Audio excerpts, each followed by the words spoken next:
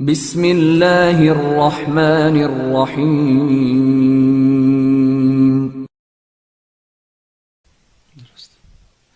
خوب آغاز. دوسرا سوال آج کا یہ ہے کہ ایمان کس طرح سے کامیاب زندگی پر اثر انداز ہوتا ہے؟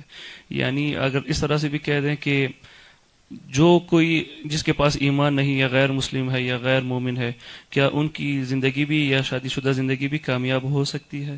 ہاں دیکھیں، بڑا اچھا سوال ہے کہ اگر کوئی مومن نہیں ہے، یعنی جو غیر مسلمان ہیں، وہ آپس میں شادیاں کرتے ہیں تو کیا ان سب کی شادیاں ناکام ہوتی ہیں؟ جی. جب ہم کہتے ہیں کہ مومن ہونا چاہیے، مشرک نہ ہو، باعمل ہو، دیندار ہو، تو ہم بات کر رہے ہیں دین اسلام کے دائرے میں رہتے ہوئے. درست. ٹھیک ہے. جی. ہمارے نزدیک یہ چیزیں جن کا میں نے ابھی ذکر کیا، جی. نمبر ایک، ایماندار ہو یا مومن ہو یعنی مشرک نہ ہو. جی. ایماندار ہو، مومن ہو یعنی علم دین سے واقف ہو، ہاں، دین کو نہ جاننے والا، دین سے عدم واقفیت والا، جو دین کے بارے میں کچھ نہیں جانتا. ٹھیک ہے مسلمان ہے جی. لیکن دین کے بارے میں کچھ نہیں جانتا، کل کو ان کی آنے والی نسل پہ فرق پڑے گا. یا دین کو جانتا ہے لیکن بے عمل ہے. خوب، یہ چیزیں ہمارے نزدیک چونکہ اہم ہیں، ٹھیک ہے، لہذا ہم کہتے ہیں کہ اس کو کیا ہونا چاہیے، یہ معیارات ہونے چاہیے. اب اگر ایک جوڑا غیر مسلم ہے، ٹھیک ہے، ان کے یہاں ہو سکتا ہے معیارات الگ ہوں. مثلا فرض کریں یورپ کے اندر ایک مشرک عورت ایک ایتھسٹ سے جو خدا ہی کی سرے سے منکر ہے، جی، اس کے ساتھ شادی کر لے اور خوش رہیں. کیوں؟ چونکہ ان کی نگاہ میں ایمان، شاید، مجھے نہیں معلوم اس معاشرے میں کیا سوچتے ہیں، میں ایک مثال فرض کر رہا ہوں. جی. مثلا ایک ایتھسٹ مرد ایک کرسچن یعنی جو خدا پہ ایمان رکھنے والی عورت ہے اس سے نکاح کر لے، اس کی نظر میں کوئی زیادہ اس کی اہمیت نہ ہو. یا ایک ایتھسٹ عورت یعنی جو منکر خدا ہے، جی، یعنی خدا کو بھی نہیں مانتی، وہ عورت ایک کرسچن مرد سے شادی کر لے، اور کرسچن اسے کہتے ہیں جو اللہ پر ایمان رکھتا ہو، اور ایسی شادیاں وہاں پہ ہوتی ہیں. ان کی نظر میں یہ معیار شادی کے لیے معیار ہی نہیں ہے، تو لہٰذا ان کی زندگی میں کوئی فرق نہیں پڑے گا. ان کی زندگی میں کیا ہوگا؟ زیادہ سے زیادہ جس چیز کو وہ معیار قرار دیتے ہیں، وہ کہتے ہیں کہ ایک دوسرے کے ساتھ محبت کریں، ایک دوسرے کو معاف کرنے کا جذبہ رکھیں. اگر اتنا اس پہ وہ عمل کرتے ہیں تو وہ معیار ان کے لیے قابل عمل ہے، اور وہ معیار ان کے نزدیک معیار ہے. اگر اس پہ کوئی عمل کرے تو ان کی زندگی کامیاب ہوگی. درست. ٹھیک ہے. تو لہٰذا یہ ہم نہیں کہہ سکتے کہ اگر مشرک نہیں ہونا چاہیے، ایماندار ہونا چاہیے، تو جو مشرک ہیں ان کی زندگیاں کامیاب نہیں ہوں گی. نہیں، ان کے اپنے ماحول، اپنے دین اور اپنے کلچر، اپنے رسم و رواج کے اعتبار سے جو معیارات ہیں، اگر وہ ان معیارات پہ چلیں گے تو وہ کیا کامیاب ہو جائیں گے شادی میں.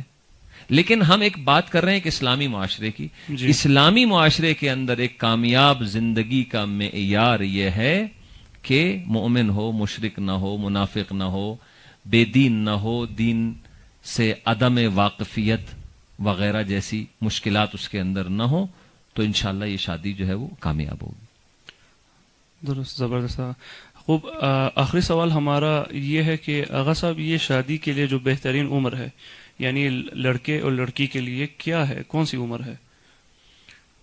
یہ ایک ایسا سوال ہے کہ ہر نوجوان جو ہے وہ اس پہ سوچتا ہے، جی. بات کرتا ہے، بالخصوص اپنے دوست احباب کے درمیان، والدین کے درمیان، اگر ہمت ہو تو والدین سے بات کرنے کی اس موضوع پر کہ بھئی میں شادی کے قابل ہو گیا ہوں، بلے، میری عمر جو ہے وہ اب شادی کی عمر ہے. جی. تو والدین کہتے ہیں نہیں کہ بیٹا ابھی تم تو بہت چھوٹے ہو، بچے ہو، ابھی جی. تمہاری عمر کیا ہے، 20 سال تو ہے، صرف 22 سال تو ہے. جی. لیکن اسے پتا ہوتا ہے کہ میں 22 سال کا ہوں، مجھے شادی کرنے کی ضرورت ہے، بلے. مجھے ایک ہمسر کی ضرورت ہے. جی. چاہے وہ مرد ہو یا عورت ہو. ہمسر یعنی مرد کو بھی ہمسر کہہ سکتے ہیں اور عورت کو بھی ہمسر کہہ سکتے ہیں. درست. اور جیسے اردو میں اس کا ترجمہ ہے شریک حیات. شریک حیات عورت کے لیے مرد ہے اور مرد کے لیے عورت ہے. تو یہ جو ہمسر ہے یا شریک حیات ہے، اس کے انتخاب کرنے کے لیے سب سے اچھی عمر کیا ہے؟ جی. बेस्ट उम्र, देखें यहां पे दो चीजें हैं, ये बड़ी पेचीदा गुफ्तगू है और इसका अप्लाई करना मुआशरे पर भी मेरे ख्याल में प्रैक्टिकली तौर पर बहुत मुश्किल है। मैं यहां बयान कर दूंगा, आप सुन लेंगे। इनमें से जो चीजें आपके लिए काबिल कबूल और काबिल अमल हों, आप उनको क्या कीजिए, कबूल कर लें और उस पर अमल करने की कोशिश करें। सारी चीजों पे अमल करना मुमकिन नहीं। पहले तो मैं एक नॉर्मल, जो फिजिकली तौर पर भी, मर्द फिजिकली तौर पर जब शादी के काबिल होता है और उसे कब शादी करनी चाहिए वो बता देता हूं, और औरत फिजिकली तौर पर किस वक्त शादी के काबिल हो जाती है ये भी मैं आपकी खिदमत में अर्ज कर दूं।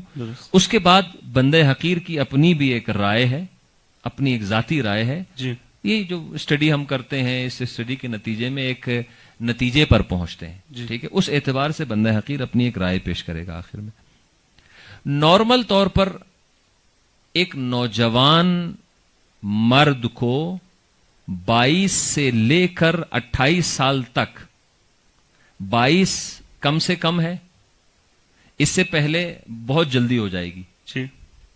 22 एक मुनासिब उम्र है और 28 आखिरी है, उसके बाद लेट हो जाएगा। फिर उसके बाद ये नहीं कि शादी ना करे हाँ बैठ जाए घर में, नहीं, उसके शादी तो कभी भी उसने करनी है तो कर लेगा, लेकिन जो बेस्ट उम्र है ना, कि जिसमें मर्द और औरत को शादी करने का कोई पर्पस समझ में आता है जी, कोई मकसद समझ में आता है, जिसमें एक लज्जत भी है, जिसमें प्यार भी है, मोहब्बत भी है, तमाम चीजें, चूंकि जवानी में हर चीज उरूज पर होती है जी, तो उसी एतबार से उस चीज से लज्जत हासिल करता है, ठीक है। तो ये 22 साल की उम्र मर्द के लिए, इला यहां तक के 28 साल की उम्र। 28 साल के बाद जब 29, 30 साल और 30 से अबव हो जाता है तो इसके जज्बात जो है वो आहिस्ता आहिस्ता आहिस्ता क्या पड़ जाते हैं, सर्द पड़ जाते हैं जी।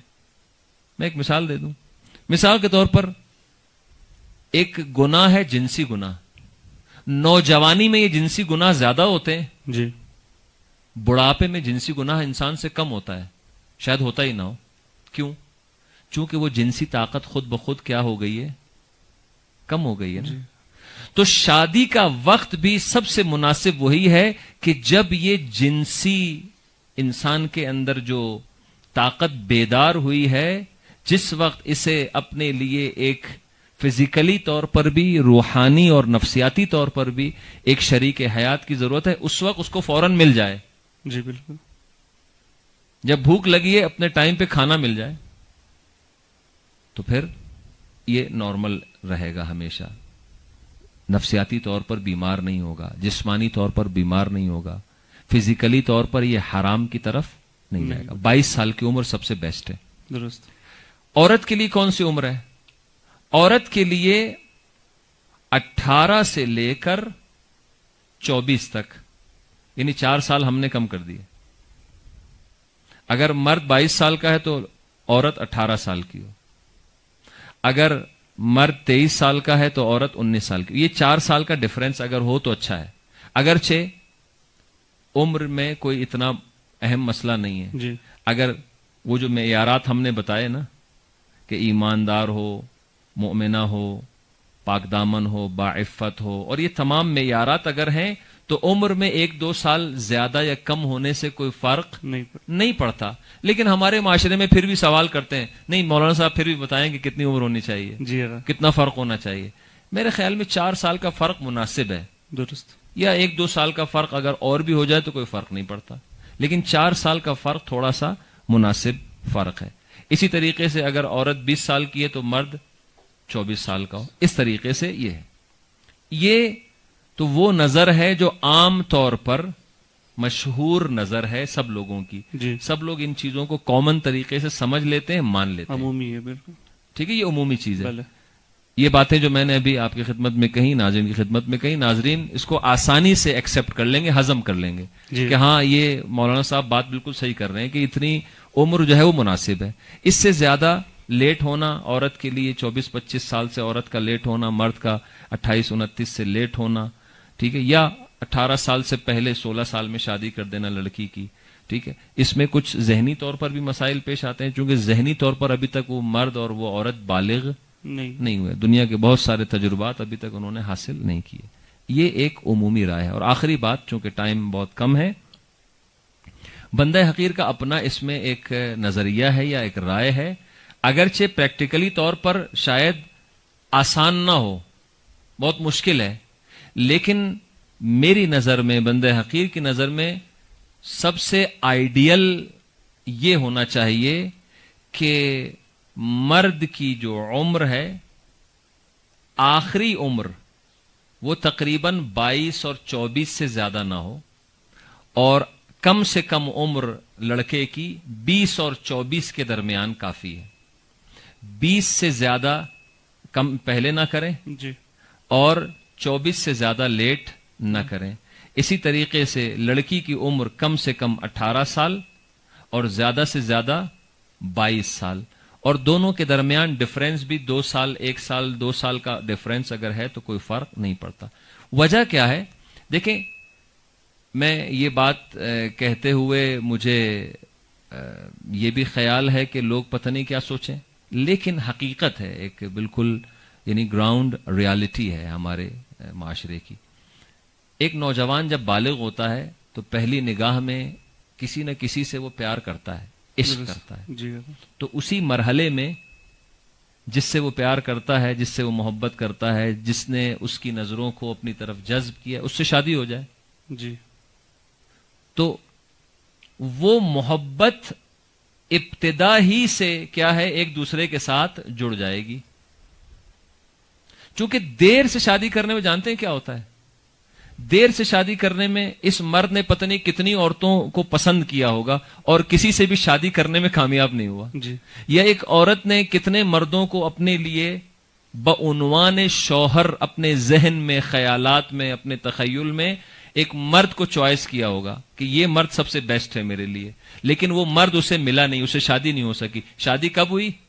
جب عورت کی عمر ڈھل گئی جی. تو اب یہ اس مرد سے محبت نہیں کر پائے گی، یہ فقط ایک ایگریمنٹ کے تحت ایک زندگی گزارے گی. بس ٹھیک ہے، مجھے کھانا پکانا ہے، اس کی ضروریات پوری کرنی ہے، بچوں کو پالنا ہے، اور شاید ایک نارمل لائف بھی ہو، کوئی زیادہ پیچیدہ بھی نہ ہو جی. لیکن وہ جو محبت، وہ جو ایک دوسرے کے ساتھ میاں بیوی میں ہونی چاہیے، عشق، شیرینی، وہ شیرینی، وہ مٹھاس، جی. وہ شہد ان کی زندگی میں وہ نظر نہیں آئے گا. کیوں؟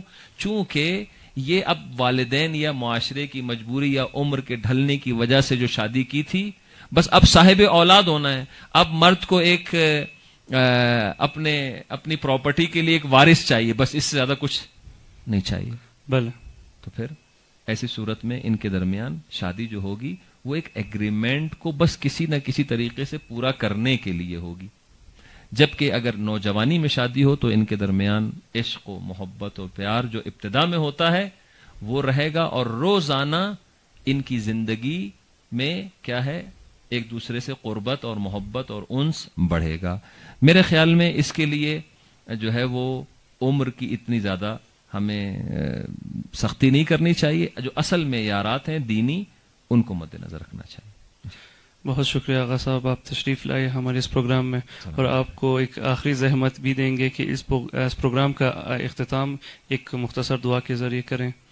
اللہم صلی علی محمد وآل محمد. بسم اللہ الرحمن الرحیم. اللہم بحق محمد وانت المحمود، اللہم بحق علی وانت الاعلی، اللہم بحق فاطمہ وانت فاطر السماوات والارضین، اللہم بحق الحسن وانت المحسن، اللہم بحق الحسین وانت قدیم الاحسان، وبحق تسعة المعصومین من ذریت الحسین علیہم السلام. پروردگارہ ہماری اس عبادت کو اور اس ذکر کو اور اس معاشرے کی اصلاح کے لیے ہمارے دوستوں کی، ہمارے جوانوں کی، بالخصوص Misbah educational academy and welfare کی طرف سے جو پروگرام مسلسل مومنین کی اور سامعین و ناظرین کی خدمت میں پیش کیا جا رہا ہے، پروردگار ان نوجوانوں کی کوششوں کو اپنی بارگاہ میں قبول فرمائے، اور ماہ مبارک رمضان کی عبادات سے ہمیں صحیح طریقے سے بہرہ مند ہونے فائدہ اٹھانے کی توفیق عنایت فرمائے، اور ہمارے آخری امام زمانہ عجل اللہ تعالی فرجہ الشریف کے ظہور میں تعجیل فرمائے۔ بر محمد